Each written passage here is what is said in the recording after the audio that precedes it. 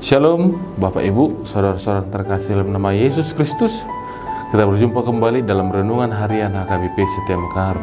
Namun sebelum sampai kepada ayat renungan pada hari ini, terlebih dahulu kita bersatu dalam doa. Terpujilah Engkau Bapa yang baik yang kami sembah dalam nama Yesus Kristus, atas kasih karunia-Mu yang menyertai kami. Terlebih Bapa, di pagi hari ini Engkau membangunkan kami dari tidur kami. Bapa, sebentar lagi kami akan melakukan setiap aktivitas kami. Biarlah Engkau yang menyertainya. Bapa, firman yang akan kami dengarkan, biarlah itu menjadi pedoman dalam hidup kami. Terpujilah Engkau kini dan sepanjang segala masa. Amin.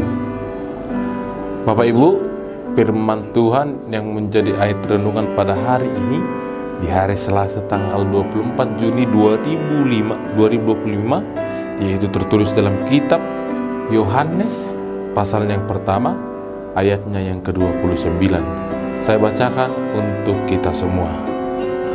Pada keesokan harinya, Yohanes melihat Yesus datang kepadanya, dan ia berkata, "Lihatlah anak domba Allah yang menghapus dosa dunia."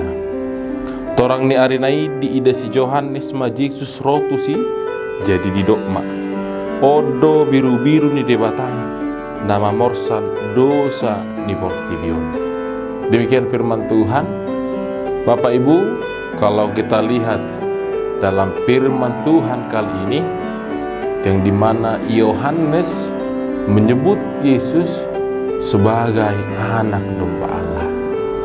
Kalau di Perjanjian Lama, anak domba Allah ini mengingatkan kita tentang bebasnya bangsa Israel dari pembuangan itu, dan juga mengingat kita dengan terlepasnya bangsa Israel dari tulah yang Tuhan berikan ke tanah Mesir, yang dimana kalau pada titah ke-10 orang-orang di tanah Mesir berkabung dikarenakan karena kematian anak-anak sulung daripada mereka.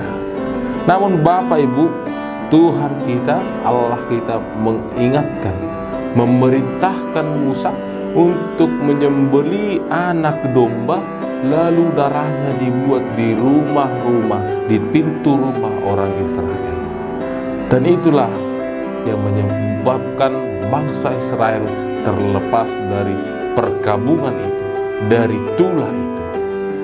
Dan inilah mungkin juga yang ingin diungkapkan oleh Yohanes, Bapak Ibu, yang dimana bahwa Yesus kita juga adalah anak domba Allah yang menebus kita.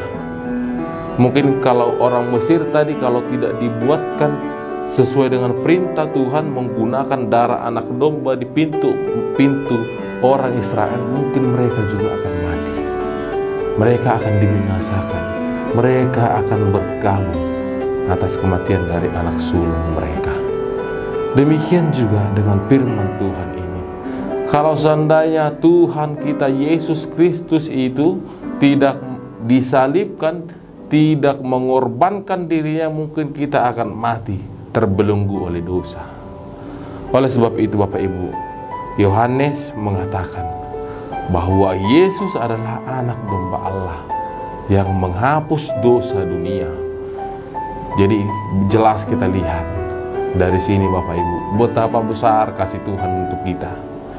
Dia rela mengorbankan dirinya untuk menebus dosa kita. Kalau di Perjanjian Lama juga kita beranjak, orang yang melakukan dosa itu harus kematian merupakan dari hadiah untuknya. Setiap orang yang berbuat dosa, kematian akan menghampiri dirinya dan dia akan dibinasakan dari dunia ini. Namun kita lihat Yesus mengorbankan dirinya untuk mati demi orang-orang yang percaya kepadanya. Luar biasa bukan? Kasih Kristus itu. Oleh sebab itu bagaimana respon kita? Jikalau di hari Minggu kita sudah mendengarkan bahwa Yesus mengalahkan roh jahat, dan di kali ini di hari Selasa ini kita mendengar kembali bahwa Yesus menghapus dosa dunia. Wah, luar biasa berkat Tuhan. Lalu bagaimana respon kita? Yang pertama Bapak Ibu, mari kita syukuri, mari kita imani, mari kita percaya kepada Dia yang sudah menghapus dosa kita. Sebab kalau bukan karena Tuhan kita itu, kita mungkin akan binasa, terbelenggu oleh keduniawian ini, terbelenggu oleh dosa ini, lalu juga upah kita dalam maut. Namun karena Dia mau mengorbankan itu, kita terbebas. Itu sebabnya mari kita syukuri. Mari kita, tanda sudah ditebus oleh Yesus itu, mari kita baharui hidup kita menjadi hidup baru. Mari kita tinggalkan masa lalu kita, dosa kita, pelanggaran yang mungkin pernah kita lakukan di hari ini, beberapa hari yang lalu, ataupun beberapa tahun yang lalu.